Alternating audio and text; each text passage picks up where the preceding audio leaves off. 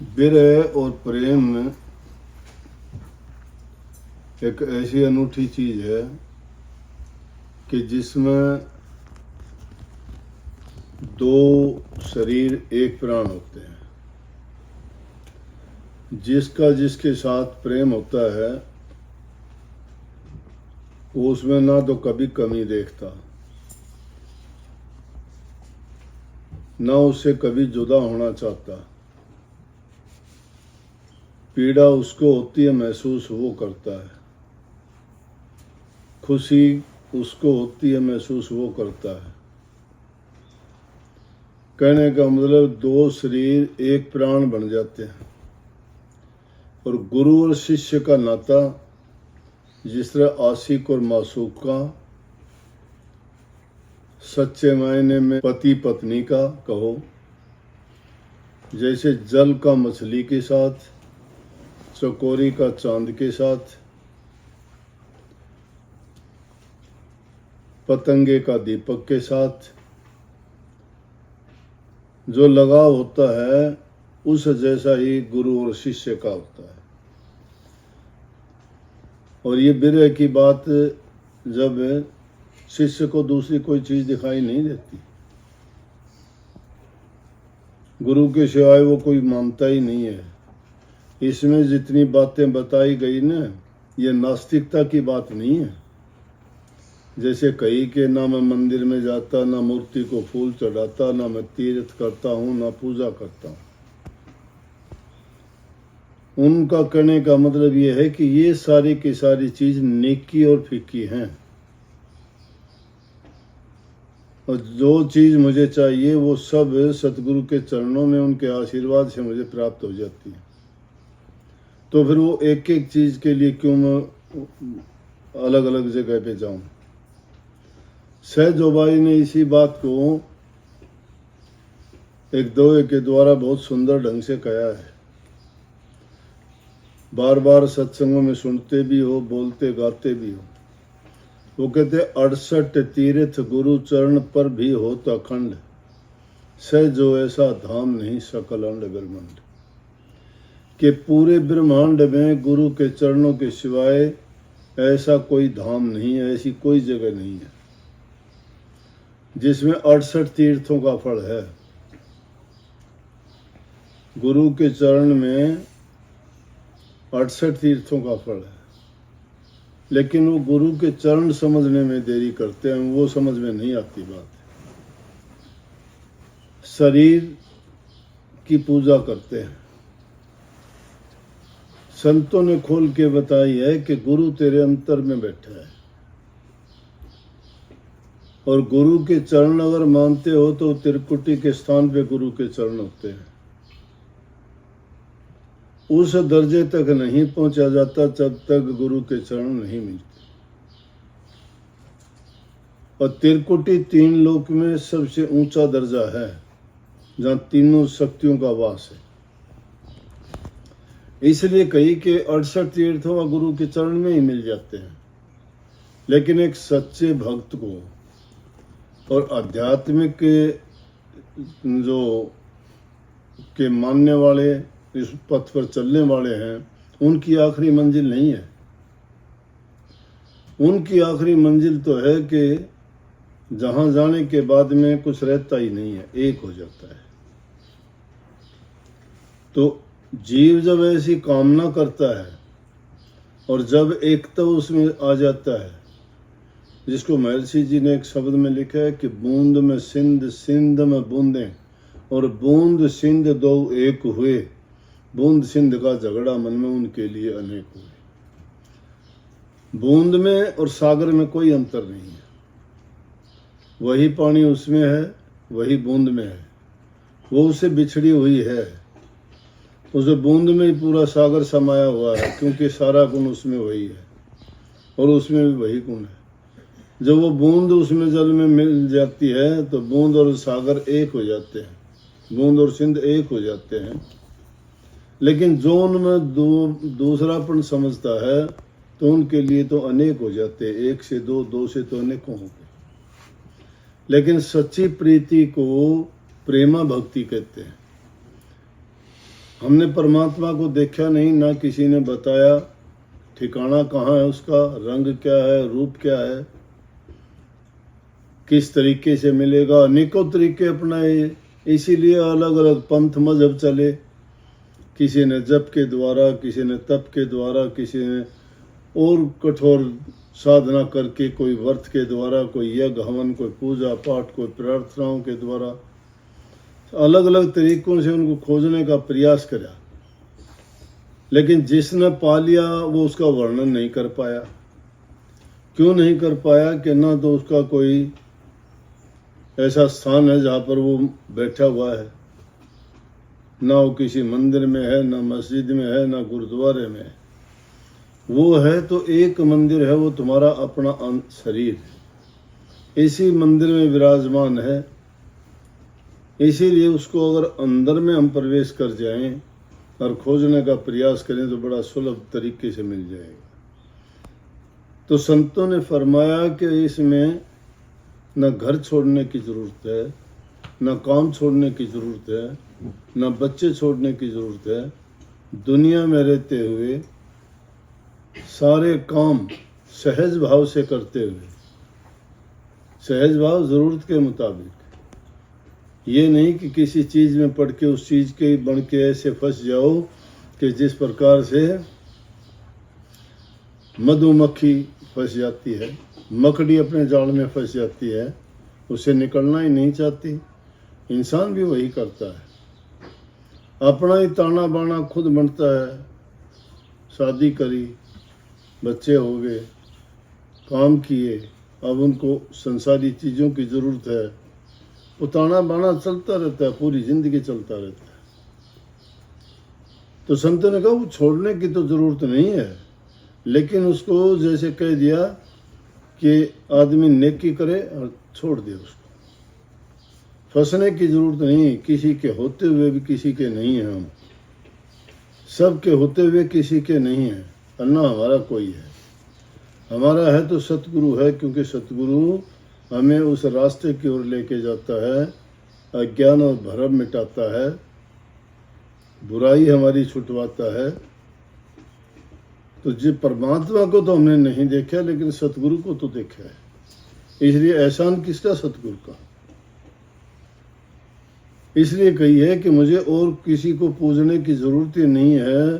जब सतगुरु मेरे सामने है तो उस सतगुरु को ये सब कुछ मान के मैं उनके साथ अगर सच्ची प्रीति का नाता जोड़ लूँगा, प्रेम अगर मुझसे करूँगा, तो वही मेरी प्रेमा भक्ति, वही हमारी नाम भक्ति, वही हमें सेवा भक्ति सिखाएगी, और वही हमें सच्ची भक्ति जिसमें हमारा उद्धार, कल्याण और जन्म मरण से छुटकारा पाने का तरीका वो मिलेगा। इसलिए शिष्य को ये चाहिए कि अपने गुरु को ही सब कुछ मान ले, लेकिन गुरु होना चाहिए पाखंडी नहीं, ठग नहीं, लुटेरा नहीं।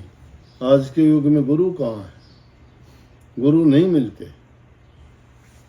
करनी का गुरु जब तक नहीं मिलता, जिसको हम शब्द गुरु कहते हैं, शब्द भेदी गुरु ही नहीं होता कोई। अब तो देखा देखी, लुटेरे, ठग, दुकान बन गई, धर्म भी दुकान होगी, व्यवसाय हो गया। व्यवसायी हो गए धर्मात्मा जितने हैं, धर्मवेता प्रचार करते हैं, जबान से कहते हैं, लेकिन सच्चाई नहीं है। सच्चाई किस लिए नहीं कि खुद उस रास्ते पे नहीं चले। अगर उस रास्ते पे चलते तो वो ज़रूरत ही नहीं थी पाखंड करने की। एक तरफ से झूठ बोलते हैं, कपट करते हैं, ठगी करते हैं, लोगों को बहकाते हैं, भरम मिटाने की बजाय भरम में बांध देते हैं, लोगों में द्वेष, ईर्ष्या पैदा कर देते हैं। उस धर्म को ना मानो, उस गुरु को ना मानो, उस चीज़ को ना मानो। अरे किसको क्यों नहीं मानो? सब चीज़ बराबर तो नहीं होती। कहीं सुई काम करती है, कहीं तलवार काम करती है, कहीं कलम काम करती है, तो कहीं और दूसरी चीज़ अपनी जगह पे काम करती है। दुनिया में रहते हुए हमें ज़रूरत तो पड़ेगी ना, सामाजिक प्राणी हैं हम। समाज में रहते हुए अपनी ज़रूरतें समाज से पूरी होंगी, लेकिन उस समाज के बर्ताव में सच्चे व्यवहार, सच्चे रिश्ते और सत्य कर्म अगर हम करें, मन से, वचन से और कर्म से पवित्र रहें, तो सारे काम हमारे सही होंगे।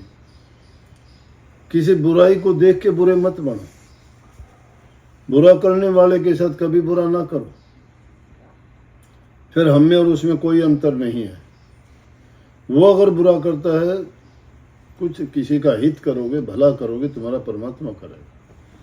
लेकिन तुम्हारा कोई बुरा करेगा ना, तुम शांति से अगर देखोगे, कुछ दिन में उसका नतीजा उसी को मिल जाएगा। धैर्य रख के देखोगे। अगर तुम किसी की भलाई करते हो, उसके बदले में तुम्हें मिलेगा, कोई रोक नहीं सकता। राजा भोज की अनेकों कहानियां सुनी होंगी आपने। राजा भोज के टाइम की बात है। कालिदास उनके 12 रत्नों में से एक मुख्य रत्न थे। कालिदास अनपढ़ होता था, लेकिन एक लड़की की जिद के कारण उस मूर्ख के साथ शादी कर दी, और वही कालिदास फिर ऐसा हुआ कि अपने हिंदुस्तान में सबसे बड़ा कवि कहलाया। हिंदुस्तान का शेक्सपियर कहते हैं उसको। अंग्रेजी लेखक शेक्सपियर बहुत प्रसिद्ध हुए, लेकिन अपने देश में कालिदास को ही शेक्सपियर कहते हैं। काफ़ी उन्होंने किताबें लिखी, मेघदूत लिखी, मालवी के अग्निमित्रम लिखी, राजा भोज के ऊपर लिखी, शकुंतलम उसने नाटक लिखा। बहुत बड़े कवि थे। बाद में हुए वो, पहले तो अंगूठा छाप थे, कुछ नहीं पता। अब वो राज दरबार में 12 रत्नों में शामिल थे राजा भोज। तो एक दिन चले जा रहे थे, रास्ते में देखा एक आदमी नंगे पैर, गर्मी का महीना, तपती जमीन, उस गरीब के पैरों में छाले पड़े हुए। कालिदास ने देखा, देख के उसको दया आई कि देखो इसकी तो बहुत बुरी हालत है, बेचारे को बहुत पीड़ा होगी, बहुत दर्द होगा। उसने अपने जूते निकाल के उसको दे दिए और कहने लगे, देखो महापुरुषों की बात अजीब होती है। उसको जूते दे के कहने लगे, इसका दान मत समझना, ये दान मत समझना, ये सहायता है आपकी, मैं सहायता कर रहा हूँ। आपके पैर बहुत खराब हो चुके हैं, घाव हो गए ज्यादा गर्मी के कारण। उसको जूते पहना दिए, लेकिन कालिदास की वो हालत हो गई।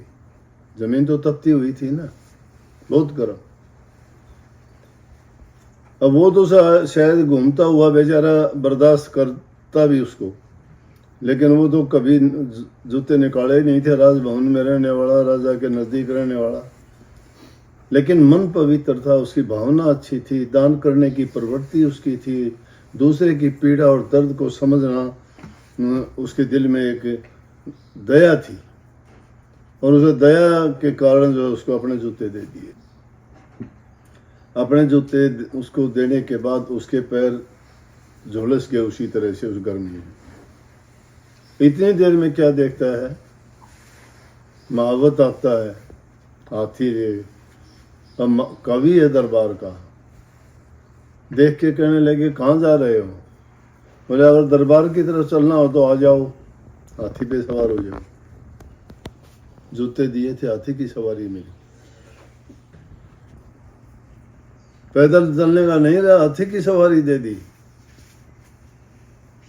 ब्याज समेत देता है वो, इतवार नहीं हमारा। यहाँ रुकी नहीं बात अभी। जब उसे हाथी पे चढ़ के दरबार में गया, राजा भोज सामने से आ गया। देख के बोले, कालिदास आज हाथी पे कैसे? बोले, जहाँ बना क्या बताऊँ, आज घटना ऐसी होगी। बोले, हाथी दे दिया परमात्मा ने मुझे। परमात्मा ने इन्होंने हाथी की सवारी दे दी, एक जूती के बदले। एक जूती के बदले मुझे ये हाथी की सवारी दे दी उन्होंने। अब राजा भोज था, जिसके दान के किस्से, दया के, प्रेम के अनेकों किस्से, कहानियां हैं। तो रोजाना का जिसका काम हो समझ गया वो भी। कहने लगे, कैसे? इन्होंने गरीब था बेचारा, पैदल नंगे पैर जा रहा था, मैंने उसको मेरी जूतियां दे दी, तो परमात्मा ने मेरे लिए हाथी भेज दिया सवारी के लिए। बोला जब खुदा इतना मेहरबान हो गया तेरे ऊपर, जाओ ये हाथी तुझे ही दान कर दिया, ले जा। एक जूती के कारण, जूती के दान करने से हाथी मिल गया उसको। तो नेकी कभी छिपती नहीं है, लेकिन बीच में अगर कोई ऐसी बात होती है, तुम्हारे नेकी करने के रास्ते में बाधा बढ़ता है ना, तो उसमें रुको ना, अच्छा काम करने में करो, अच्छा करो, दुश्मन का भी अच्छा करो, तुम्हारा अच्छा होगा, तुम्हारा बुरा नहीं होगा, तुमने बुरा नहीं किया। बुरा जो करता है उसको उसका नतीजा मिलेगा बुरे का। भक्ति अकेली कोरा नाम का सुमरण करने से भक्ति नहीं हो जाती। भक्ति हमारे कर्म में होनी चाहिए। कर्म कैसा? चाहे वो हम शरीर से करते हैं, चाहे मन से करते हैं, चाहे जबान से करते हैं। जब तक हमारा कर्म पवित्र नहीं है ना, तब तक हमारा धर्म नहीं है। कर्म और धर्म दोनों जुड़े हुए हैं। कर्म में धर्म होना चाहिए। धर्म में कर्म बाधा नहीं बढ़ता कभी भी। नेकी का नाम धर्म है। नेकी कर्म में जब हो जाएगी तो धर्म और कर्म दोनों एक। इसीलिए कह नहीं देते हम का ये किसी कर्म धर्म का ही नहीं है। मतलब ना तो इसको धर्म की कोई ज्ञान है और कर्म कोई ऐसा करता ही नहीं, इसलिए ना इसका कर्म है ना धर्म है। कर्म और धर्म एक दूसरे से जुड़े हुए हैं। जिसके हृदय में प्यार होता है उसके हृदय में दया भी होगी। जिसके हृदय में दया होती है वो दानी भी होगा। ईर्ष्या द्वेष ये नहीं रहेंगी, ये एक दूसरे के विरोधी हैं। ये महानता के गुण हैं। विशाल हृदयता होनी चाहिए। विशाल हृदय जिसका होता है वो सब चीजों को खपा लेता है। उस समुद्र में मेंढक मछली भी रहते हैं, मगरमच्छ भी रहते हैं, एक दूसरे के दुश्मन भी हैं। और उसी में रहते हुए वो उसी में गंद खाना भी बखेरते रहते हैं, उसी में खाते पीते भी रहते हैं, उसी में वो जीते भी रहते हैं, उसी में मरते सड़ते भी रहते हैं। लेकिन समुद्र सबको ही होता है। पृथ्वी महान है। इसी का अनाज पैदा हुआ क्या कहते हैं, इसी में गंध फैलाते हैं और इसी में फिर वो चीज़ें उगा के फिर हम उनका प्रयोग करते हैं। इसी को पाड़ते रहते हैं, इसी को कहीं से उखाड़ा कहीं पे लगा दिया, कितना करते हैं, लेकिन ये कभी उस चीज़ के लिए। इसलिए ये महानता का लक्षण बताया है। तो महापुरुषों ने फरमाया कि खोद खाद धरती से है, काट बाट बन रहा, कटु सवन सज्जन शहर और से शहर नहीं। जो सज्जनता का गुण ये है कि वो कठिन बातों को, बुरी बातों को भी बर्दाश्त कर लेगा, लेकिन अपनी महानता को नहीं छोड़ता। अच्छे काम जो इंसान करता है उसका कभी बुरा नहीं हो सकता। वो अपने हृदय से भी संतुष्ट रहेगा और उसका हमेशा अच्छा करने के लिए ही सोच विचार और ख्यालात बना रहेगा। सबको राधा।